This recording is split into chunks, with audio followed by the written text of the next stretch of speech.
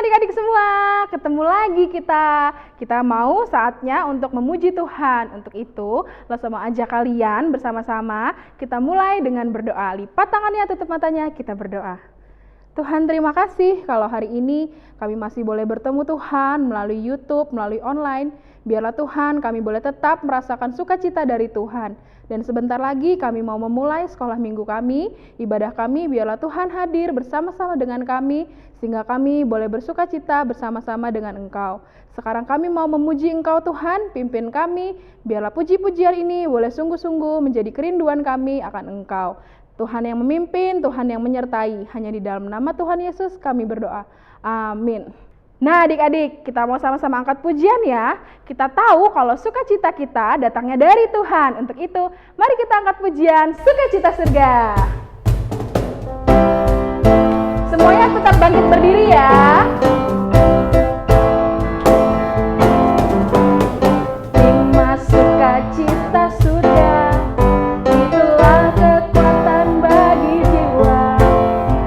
Dapat rasakan kasih-Nya di tengah badai yang bergelap. Terima sukacita surga, itulah kekuatan bagi jiwa. Dapat saksikan kuasa-Nya, taklukkan badai yang bergelora. Haleluya, Kau ada dalam hatiku, takkan patah semangatku, takkan hilang kekuatanku. Haleluya, ku mau berserah bagimu. Sukacita surga nyata penuhiku. Semuanya tetap berdiri ya. Terima sukacita surga, terima sukacita surga, itulah kekuatan bagi jiwa. Dapat rasakan kasih-Nya di tengah badai yang bergelap. Terima sukacita surga, itulah kekuatan bagi jiwa. Dapat saksikan kuasa-Nya, taklukkan badai yang bergelora. Haleluya, Kau ada dalam hatiku, takkan patah semangatku, takkan hilang kekuatanku. Haleluya, Kau ada berserah bagimu. Sukacita surga nyata penuhiku. Haleluya, haleluya, Kau ada dalam hatiku, takkan patah semangatku, takkan hilang kekuatanku. Haleluya, ku mau berserah bagimu. Sukacita surga nyata penuhiku. Sukacita surga, sukacita surga nyata penuhiku. Sekali lagi, lebih semangat lagi ya. Sukacita surga nyata penuhiku. Beri tepuk tangan dong buat Tuhan Yesus. Nah adik-adik, kita tahu kan kalau misalnya cuman Tuhan Yesuslah the great hero sesungguhnya. Dialah sumber dari segala kekuatan yang ada di dunia ini. Untuk itu sama aja kalian angkat pujian the great hero.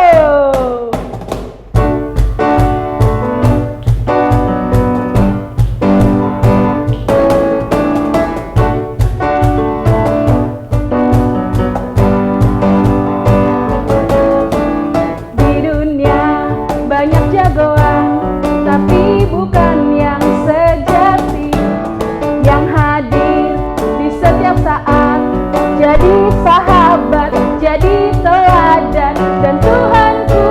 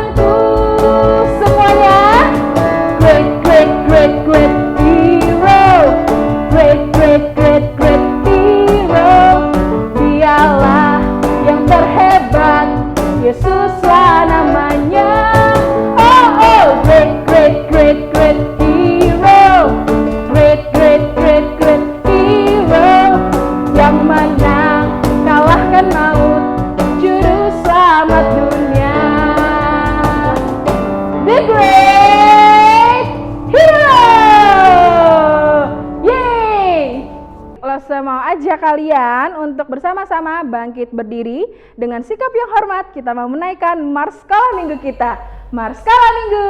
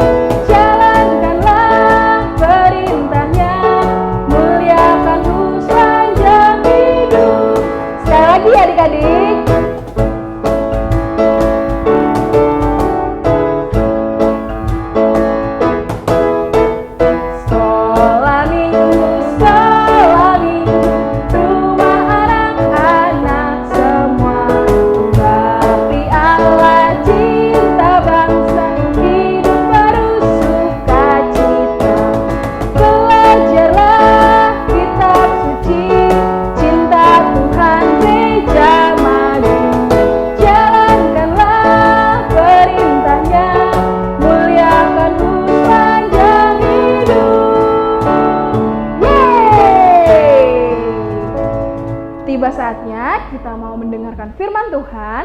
Lesa mau ajak kalian untuk lipat tangannya, tutup matanya, kita berdoa. Tuhan, terima kasih kami sudah boleh memuji Tuhan. Dan sebentar lagi kami mau sama-sama mendengarkan firman-Mu.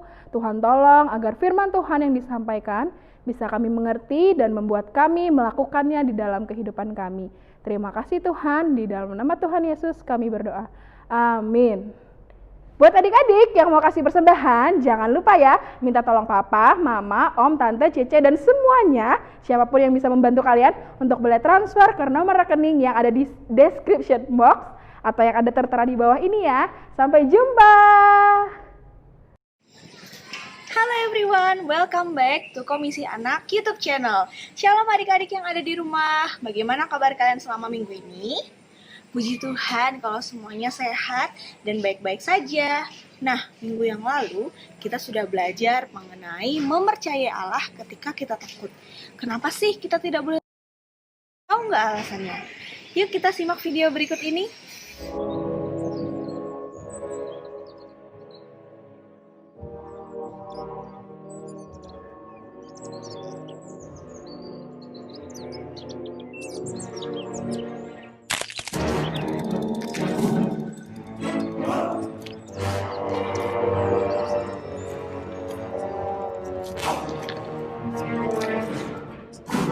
Nah adik-adik, apa ya yang terjadi pada domba tersebut dan apa yang dirasakan oleh domba tadi? Ya, betul sekali, dia merasakan tidak aman. Kenapa? Karena dia tersesat dan dia sendirian. Kalian merasakan hal yang sama? Pernahkah kalian merasakan tidak aman? Dan kapan kalian merasakan hal seperti itu? Hai semuanya, saya merasa tidak aman ketika banyak PR dari sekolah karena banyak pekerjaan. Saya merasa tidak aman ketika saya ditinggalkan sendirian di rumah karena saya takut sendiri. Nah, itu dia sharing dari teman-teman kita yaitu Audrey dan Tabita mengenai perasaan mereka ketika mereka tidak aman. Nah, hari ini kita mau belajar dari satu tokoh Alkitab yaitu Daud. Nah, apa yang terjadi pada Daud? Apa yang terjadi sehingga dia merasakan tidak aman? Yuk kita saksikan kisah berikut ini. Halo adik-adik, apakah kalian tahu siapa itu Daud? Ya, dia adalah putra Isai. Dia memainkan kecapi bagi Raja Saul. Musik yang dimainkan Daud membuat hati raja menjadi tenang. Suatu hari, Daud melakukan sesuatu yang lebih daripada memainkan kecapi di istana raja.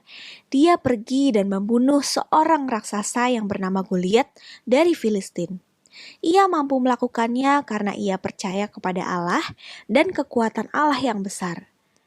Pada awalnya, Raja Saul merasa senang atas kemenangan Daud dan memberikan dia jabatan militer yang tinggi di istana raja.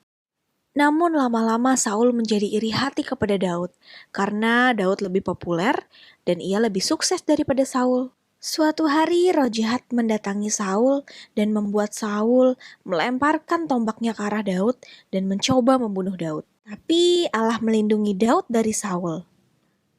Saul sangat kesal dan takut terhadap Daud. Kini Tuhan tidak lagi menyertai Saul, tetapi Tuhan memilih Daud untuk menjadi raja Israel berikutnya. Saul melakukan berbagai cara untuk membunuh Daud, tapi tidak ada satupun yang berhasil. Allah melindungi hidup Daud. Akhirnya sang raja lebih iri hati lagi kepada Daud, dan dia memanggil Yonatan anaknya dan pegawai-pegawainya untuk membunuh Daud. Namun bukannya mencelakai Daud, tetapi Yonatan membantu sahabatnya dan memperingatkan sahabatnya untuk pergi dan sembunyi dari Saul. Kemudian Yonatan datang kepada Saul dan membujuk Saul agar tidak membunuh Daud. Yonatan mengingatkan kebaikan Daud kepada Saul selama ini.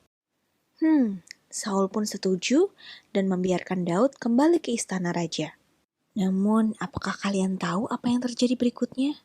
Ya, amarah Saul kembali datang dan ia kembali mencoba membunuh Daud. Kini Daud menyadari bahwa dirinya tidak lagi aman berada di dalam istana. Akhirnya dia dibantu Mikal, istrinya. Ia melarikan diri dan pergi ke Rama.